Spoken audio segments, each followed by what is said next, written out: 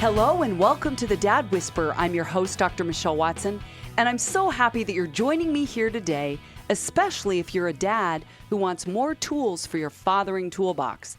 And as you know, my passion is to help dads become heroes, and it is with that foundation that I love meeting you here week after week to bring you relevant topics that support that goal.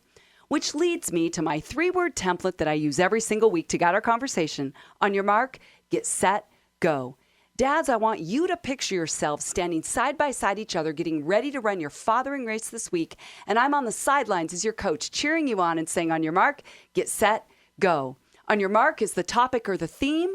Get set as I'll fill that in with stories and stats. And go is always your practical action step so that you can put your love for your daughter and your son into action this week.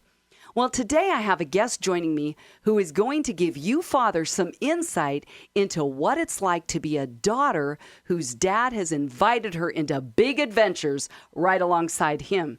In fact, when you hear her story, you may actually not believe that a dad would actually encourage his daughter to join him in all the out-of-the-box, risk-taking experiences that have shaped her to be the woman she is today. My dear friend, Emily Hibbard, is here all the way from LA, and once you hear her bio and all that she's accomplished by her late 30s here, you will understand why she has inspired me big time.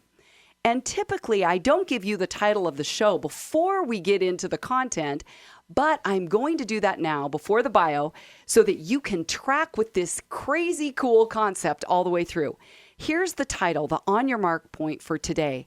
Unconventional Fathering, How One Dad Inspired His Daughter to Follow Him to the Ends of the Earth. So keep that theme in mind as you hear Emily's bio, because her dad has had so much to do with shaping her into being a woman who thinks big, who dreams big, and does bigger things that have matched her God-given personality and wiring. Okay, now I'll tell you a little bit about Emily. The first thing I want to say is that she and I have kindred spirits when it comes to being women who are invested in being champions of fathers. And the way that I found that out is that she wrote and produced a documentary called The Honor Project. So you know that I lead the ABBA project. She's done this amazing project called The Honor Project. I encourage you to go to honorprojectmovie.com to watch it and share it with your friends. It's incredible. Emily is also the author and creator of Starting Your Own Nonprofit book series, which is a step-by-step guide for launching nonprofit organizations. She's held public office twice, and when she was only 26, she was a commissioner with the Cable Television Commission in Orange County, California. She's recently served as the youngest board member to sit on the Studio City Neighborhood Council in Los Angeles County. And before her 30th birthday, she traveled to all 7 continents. Are you kidding me? She's climbed Tanzania's Mount Kilimanjaro. She's kayaked in Antarctica and the Arctic Ocean. Yes, you'll hear about that a little bit later. She's explored Egypt's Valley of the Kings, climbed Petra's ancient caves. She's floated on Lake Titicaca, boated down Vietnam's Mekong Delta, walked Israel's Via Dolorosa, and kissed Ireland's Blarney Stone. Oh my goodness. Okay, I'm not done. In 2012, Emily also founded Idol Tuesdays Recording Studio, and she is a member of the Recording Academy in Los Angeles, which is the organization that hosts the Grammys. Okay, did you get all that? You can see why I invited her here today to talk with you dads about what it looks like to inspire your daughters to go for it when it comes to supporting them in reaching their goals and following you to the ends of the earth, literally and figuratively. Welcome, Emily Hibbard. Oh my gosh, thank you so much. Is anyone else exhausted from hearing all that? I'm like, we took a bunch of our time to talk about that, but I wanted to do that, not only to just celebrate you, but we're going to talk about the backstory to a lot of what you've done. Absolutely, because the backstory really boils down to my father. There you go. I'm the excited. Backstory is the story. Yeah. Well, on your mark, as I said earlier, is Unconventional Fathering, How One Dad Inspired His Daughter to Follow Him to the Ends of the Earth. Okay, so Emily, now for Get Set. I really hardly know where to even start in asking you to tell your backstory to set the groundwork for this topic today. But how about if you tell us just a little bit about your family? Yeah, I'd love to. I'm definitely the result of generations. I think back to my grandfather, my dad's dad, both named George. He grew up in Dancy, Wisconsin, and grew up during the Great Depression in abject poverty.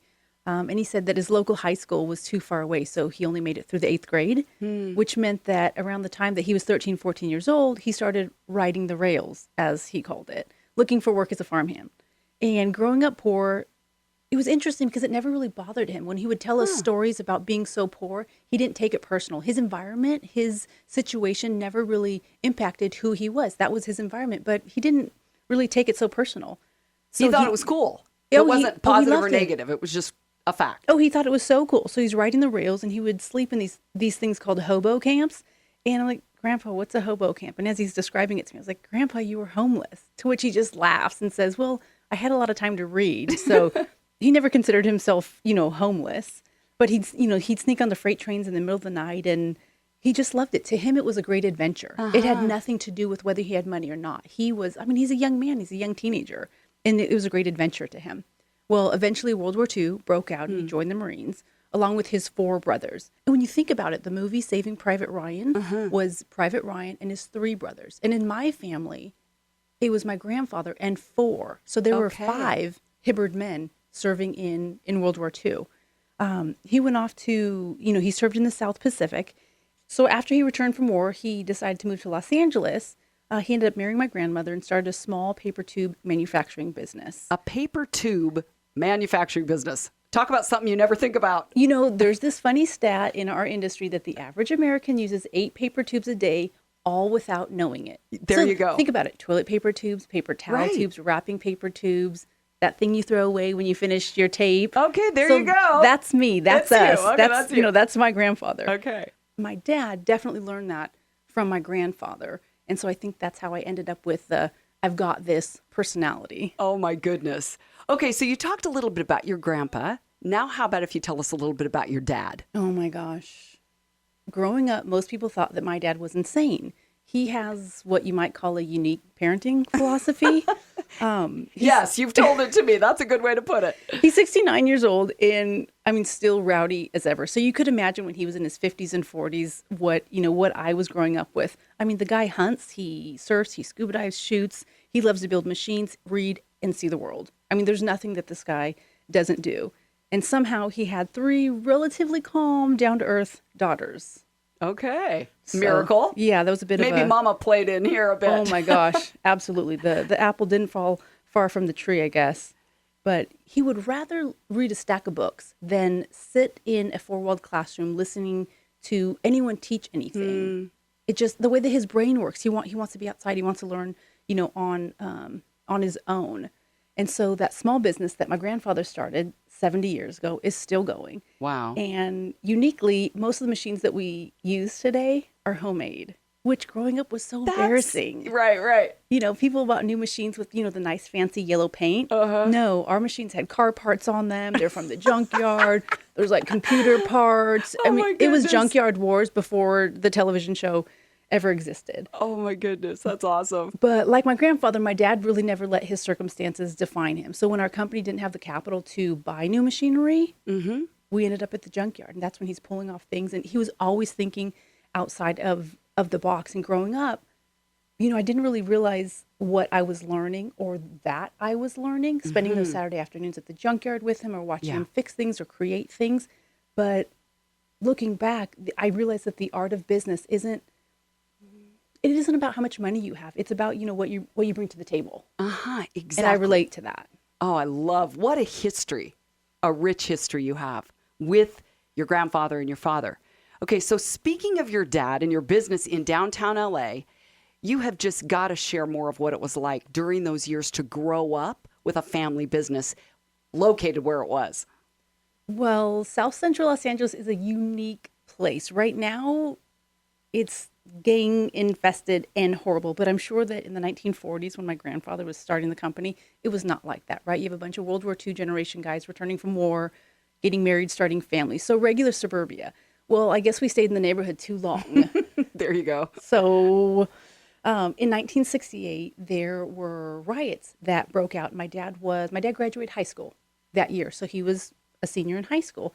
And these riots broke out, and they literally went onto the roofs at our building and defended the property. And he always talked about Molotov cocktails. Now, is that a mixed drink? What is Right. a Molotov cocktail? So I heard stories of Molotov cocktails, but it wasn't until 1992 when I was 12 years old and riots broke out again in South Central Los Angeles as a result of the Rodney King verdict that I learned what a Molotov cocktail is. And for those of you listening who don't know what a Molotov cocktail is, it is a glass bottle with like some kind of a liquid flammable fluid inside, like gasoline, with usually an old rag, an old t-shirt, shoved down inside. And then they light the top of the rag that's acting as the wick, and they let it burn a little bit. And then they throw that at you, at your car, at your house, at your building. And so in 1992, when I'm 12, our building was getting tossed. We had Molotov cocktails that were being tossed at our building. And my dad gave me a little job after my mom pulled us out of church. She went and picked us up out of church and took us to the riots, our building. Because your dad told her to bring the girls there, Yes. you told me. Yes. Hey, Are you kidding the me? The verdict just came out. They're rioting. Go get the girls from church and bring them down. Right. Now, why my mom actually did that, I don't know. Right. That's a different story. She went and got us, pulled us out of church, took us down there, and he gave us a CB radio, a little portable radio, and gave us each jobs. Now, I'm 12. My older sister's 14. My younger sister is 10.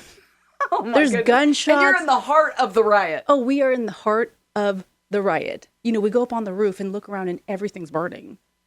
Helicopters are going over. And, Oh my goodness. And my little job was to run around with the garden hose to put out the fires when the Molotov cocktails would explode into fire. Wow. And I remember thinking, Dad, like, why are we here? No one else at school is in the riots. And my dad said, Emily, this is going to be the best sociology lesson of your life.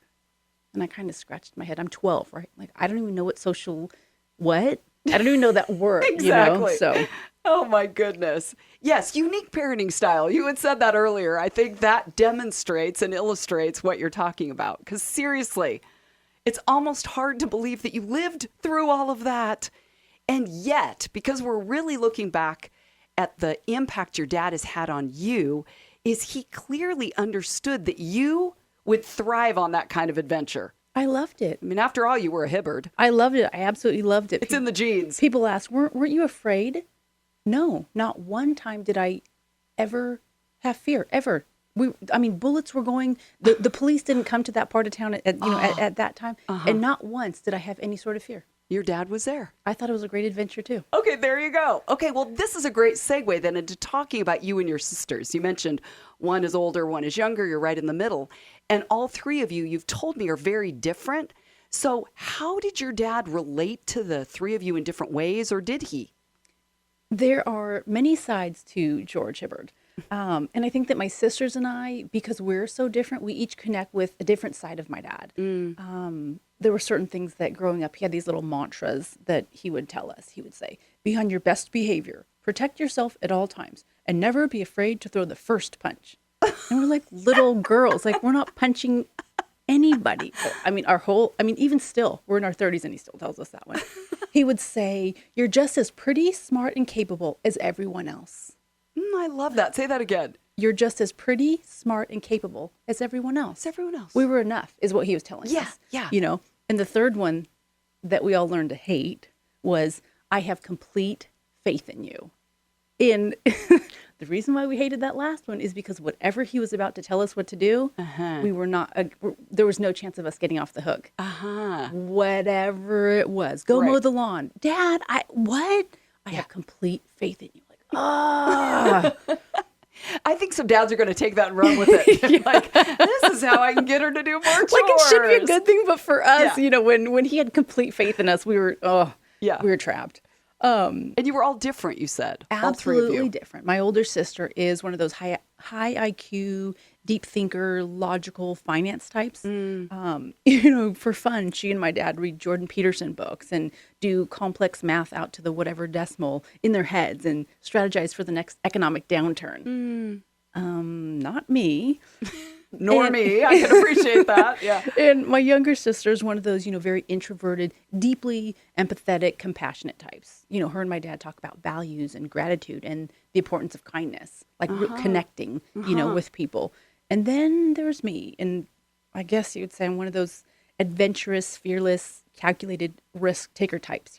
The stuff that my dad and I do is, we plan trips to Antarctica and the Arctic Ocean and talk about sailing around Alaska, up through the Northwest Passage and sailing over to Greenland. Wow. And things that's the side that I connect both best with my dad is adventure. Okay, speaking of adventure, tell the story. And if you're just listening, I'm talking to my friend Emily Hibbard, creator, producer, narrator of The Honor Project. You're going to love it. Go find it at honorprojectmovie.com. Tell what your dad did when you each were 10 years old. Okay, so we have this little family tradition. Growing up, we always had this old rickety globe in our house on Sunday afternoons. My grandpa and grandma would come over and we'd talk about things, current events or whatever, and we'd use the globe. So we grew up with this globe. Well, when we turned 10, we'd get the globe down, and with all the family there, we would spin the globe as hard as we can. And this thing could barely handle a good spin. The thing was like office access. We'd spin the globe as hard as it can, and then with one finger, we would stop the spin with our eyes closed. And when we opened our eyes, we would see where was our finger? Where in the world was our finger? And wherever our finger was, we would go on a daddy-daughter trip when we were 10. Wow. And you went where? I ended up in the Andes Mountains in Machu Picchu, backpacking through South America when I'm 10. Crazy. My dad thought cool. My dad thought Christmas vacation in 5th grade was a great time to do that. And I had a great time. So at 10 years old, I'm backpacking around and learning about pickpockets. Absolutely. My dad's like, okay, you got to be careful. There's a lot of thieves and pickpockets down here, so look out for them. And, if you see someone who you think is going to try to steal from you, you just give him the stink eye. I'm a 10-year-old white girl down in South America, right? So I'm like, give him the stink eye, like maybe that's it. And what's that even mean? Oh my gosh. And that, when I was on that trip, was the first time that I ever had any sort of thought or any consciousness about fear. Mm-hmm. But my fear was, dear God, please don't let any of these thieves or pickpockets try to hurt me, because my dad will just kill them and spend the rest of his life in prison, knowing that he did what he had to do as a dad, and it wouldn't even bother him. So please don't even let them try. Yeah. That was how confident I was in my dad. Yes. God, please don't even let people try to hurt me. Yeah. They have no idea who my dad is. And he will take them out. Absolutely. Well, okay, speaking of that, you got to tell the story, Emily, then about how your dad, he thought bigger. He dreamed bigger for you. He thought bigger. Boundaries were very fluid. Would that be a good way to say it for your dad? Yeah. Tell about how he would direct you girls with riding your bikes in the neighborhood. Okay, so when do you learn how to ride a bike? 3, 4, 5 years old? I think I was somewhere 4, in there. or something like that. We grew up in a neighborhood in Los Angeles that had a ton of kids on our street, a ton of young families about our age. And the other parents had a different definition of boundaries. Their boundaries might have been maybe 5 houses down either way, or maybe to the end of the block. Yeah. Occasionally, on special occasions, we might be able to go around the block. Well, my dad, with his unique parenting philosophy, says, okay, Em, you could ride your bike, but I want you to stay within our city. Your city of, what was your city? I grew up in Downey. It's an East Los Angeles suburb. Okay. Well, occasionally I would go around the block, and most of the time I would go to the end of the street. I never was trying to go to other cities. I'm like 4, 5, 6 years old. My but that goodness. that was always my dad. His boundaries were so far bigger than anything that I would imagine that, when high school came around, there was no reason to rebel. It's like, what? I got to stay within the city. The boundaries were so much bigger, and I grew up with that.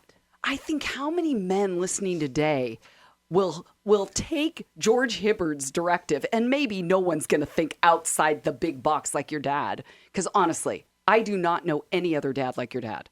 I'm like, have you heard many dads that are as wild and crazy and visionary like your dad? Just my grandfather. Okay, there you go. But maybe a dad today needs to hear what Emily's saying about stop reining her in. Yeah. If you have a daughter that needs to soar and fly, because this was your wiring, find opportunities to create adventure. And I love that we've titled this To Follow You, Dad, to the Ends of the Earth, like you followed your dad, is do it with her. Yeah. This isn't sending her off to the ends of the earth. It's that you're saying, do it with me, right? Yeah. Do it with me. He definitely did not parent from a place of fear. And I don't know if that was some reverse psychology thing, Right. or what. But he was consistent. He was really Yeah. consistent. Okay, you got to tell the Antarctica story because this, again, is just another amazing story about what you and your dad have done. Okay, so when I was, I don't know, late teens, early 20s, I created my bucket list. Now, most people create a bucket list for, by the time they die. Okay. And I thought, oh my gosh, why do I want to wait that long until I die? Like, how long am I going to live? What do I do in the meantime? So I created a bucket list for the time I was 30. So most of my 20s were working on this bucket list. Well, my 30th birthday was coming up, and I'm like, there's one thing left that I have to do. I have to go to all 7 continents. Now, the average, normal, regular, sane person doesn't write that they want to go to all 7 continents. Me, I wanted to go to all 7 continents. And you could probably guess which one was the last one. Antarctica. It's way down there. So I phoned all my friends. Hey, you guys want to go to Antarctica? Want to go to Antarctica? Want to go to Antarctica? No one would bite. For some reason, nobody was really interested in spending a month on a frozen rock. Hard to believe. You guys, it's like Happy Feet, the movie. Come on, let's go. Nobody, zero. I was like, okay, well, I don't want to go by myself. Who? Like, I know who I'm going to call. I know who I'm going to call. know. So I phoned my dad, and he was his 60th birthday was coming up, and I gave him some, I don't know, insults like, Dad, you're 60. In no time you're going to be in oxygen on a wheelchair. Probably I'm going to have to push you around and push you around the park or something. If you don't go with me to Antarctica now, that you're going to regret it for the rest of your life. You were speaking George Hibberd's love language. And a slew of other insults. For whatever reason, he gets a kick out of that. And he just burst into laughter. And he's like, I'm in. Let's go. So we ended up going to Antarctica and had the opportunity to kayak down there around icebergs. And it was absolutely phenomenal. And you've done the other pole. We did. As part of the Honor Project, we filmed my dad's part in the Arctic because, of course, he didn't just want to sit down and be interviewed. He wanted to drive 3,700 miles north from Los Angeles to the Arctic Ocean. So we had the opportunity to kayak up there. And who'd have thought that we were the first daddy-daughter duo to kayak at both poles, setting a world record. There you go. Yeah. Your dad understood you, and you understand your dad. Yeah. And you've bonded over creating adventures together that have really expanded your vision for the world. I mean, I've gotten to know you over the past few months, and your heart for people and for fathers is contagious. And I think how much of this is you had a dad that said, think bigger, Em. Boundaries bigger. Absolutely. Think beyond Absolutely. any kind of confining ideas. For you to even say, I'm going to do a bucket list now. What would I do in the meantime? I'm inspired by you, honestly. That's so my dad. Well, you know that I end every show with a go step, right? A practical way that dads of daughters can put their love for them into action this week. I love it to be this week. So it's not think about it, dream about it. It's do it now, which, hey, I'm speaking Emily Himbert's language. So how about if you end by telling dads who are listening what they can do to inspire their daughters to follow them to the ends of the earth? Okay, so like I mentioned, my dad and I are very different, but we both share a heart for adventure, and that's where we connect best, is adventure. And if you're a dad listening, I'll leave you with this one challenge. Focus on the one area where you and your daughter connect best. Like I said, for me, it's travel, but for you, it might be musical theater or guitar or running or eclectic coffee shops. And this is something that you can put to the test this week. You can tell her that you enjoy doing that thing with her, invite her to do that thing with her this week. Oh, She'll love love it. that. I love that. I even talked to a mom this week that said her husband prayed that God would give him insight into how to connect with his teenage daughter. And he noticed that she loved superhero movies, so he would be the first to buy her the premiere ticket at midnight on the opening nights. Awesome. And that's how they bonded. So I love that practical action step. Well, On Your Mark today has been Unconventional Fathering, how one dad inspired his daughter to follow him to the ends of the earth. You've heard from my friend Emily Hibbert, and if you want to know more about her, you can go to honorprojectmovie.com. So for your go step between today and next week, I encourage you dads to take her challenge to heart and focus on one area where you can connect with your daughter's heart. As always, you can go to my website at drmichellewatson.com where you will find free resources and you can sign up for my bi-monthly Dad Daughter Friday blogs. There's also a link to Amazon where you can find my book, Dad, Here's What I Really Need From You, a guide for connecting with your daughter's heart. Remember, you can subscribe to the Dad Whisperer podcast on iTunes, Spotify, or Google Play, where you can listen back to any of my shows or share them with your friends. Well, this wraps up another week's program. It's been so fun to be here with you all. I'm Dr. Michelle Watson, the Dad Whisperer, signing off and encouraging you to make today a day where you are intentionally and consistently investing in pursuing your daughter's heart. Go Dads!